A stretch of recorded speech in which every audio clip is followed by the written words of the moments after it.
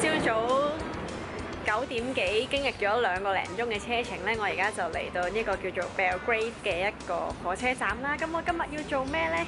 我今日就係要去搭蒸汽火車啊！所以我今日特登為咗搭呢個古老嘅蒸汽火車，呢身裝扮係為咗配合呢個懷舊嘅感覺。就係呢一架啦。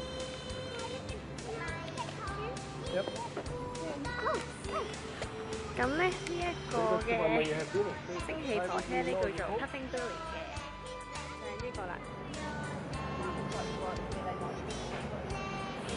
而家咧走去買飛先，我要。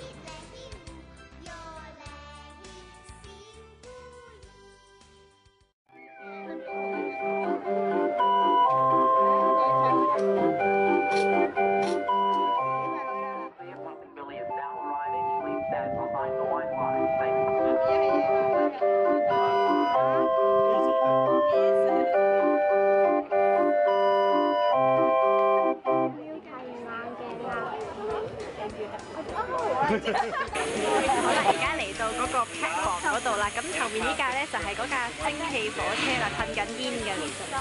咁係啦，如果各位想嚟呢度嘅話咧，咁就要搭火車去到 Belgrade 啦 ，Belgrade 即係呢個字，即係點影啊？成日都唔識講。咁去到 Belgrade 咧，正路就係行過嚟就得㗎啦。咁但係大家嚟到 Melbourne 咧，就一定要去佢嗰個火車嘅 website 咧，去有個 journey planner， 咁就查清楚究竟幾點鐘有車。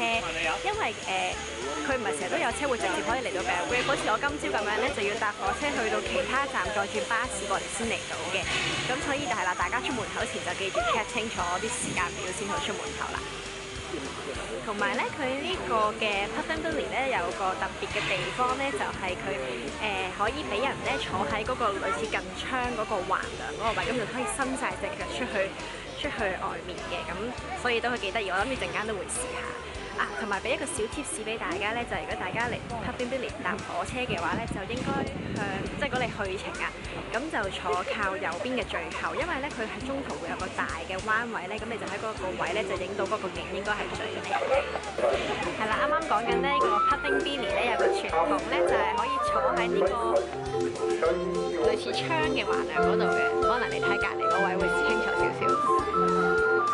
所以咧，其實咧我而家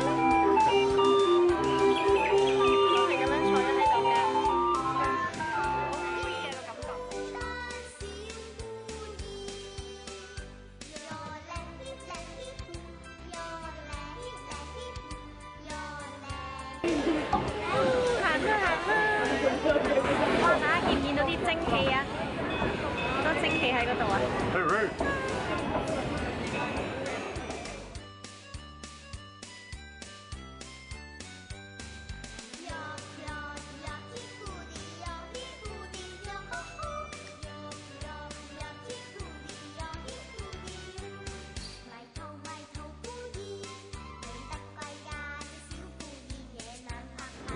嚟緊咧，我哋就準備要經過一個大彎位，咁大概係啱啱聽佢哋講係好似開咗車之後3分鐘到就會去到嗰個好靚嘅彎咯。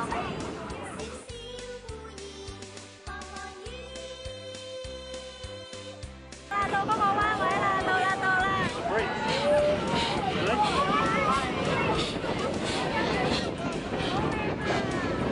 我覺得好似去咗啲外國，係咪德國啊？定係有啲咩國家就有呢啲咁樣嘅靚火車？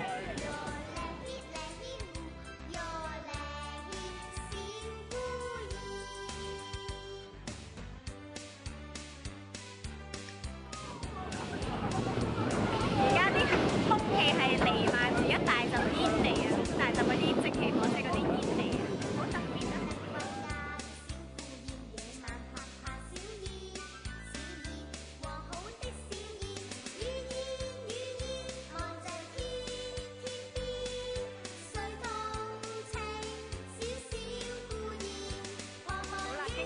大概20分鐘嘅車程咧，我而家就嚟到呢個 Menzies Creek 啦。咁呢度咧就係呢一個 Puffing Billy 嘅第一個站啦。咁其實你可以搭耐啲嘅，其實再攞一個站咧係一個湖嚟嘅。咁但係因為我冇時間，我仲有啲事，我就要快啲出翻 city， 所以我就冇辦法可以去晒咁多個地方啦。咁咧係啦，大家最提醒大家嚟之前一定要 check 清楚 timetable， 因為佢每日得幾班車開同埋返嘅咋。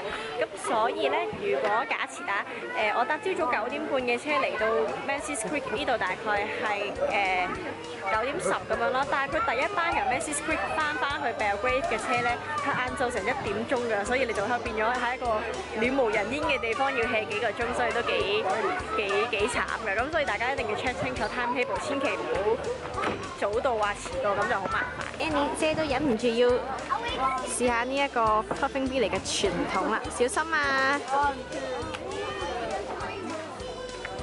好，哇，好靚喎！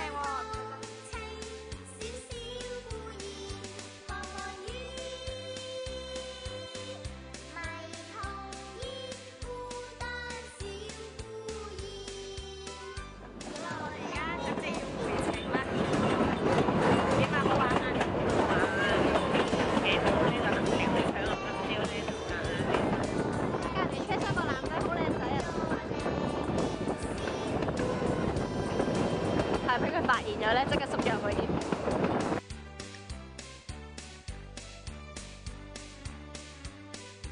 好啦，我已經搭完一個 Puffing Billy 嘅火車啦，咁而家就要趕搭普通嘅火車翻出獅子啦。咁對於呢個 Puffing Billy 咧，我係 highly recommend 大家嚟嘅，我覺得係好得意同埋好靚嘅啲風景係。咁大家嚟 Melbourne 有機會就記住嚟 Puffing Billy 呢個蒸汽小火車啦。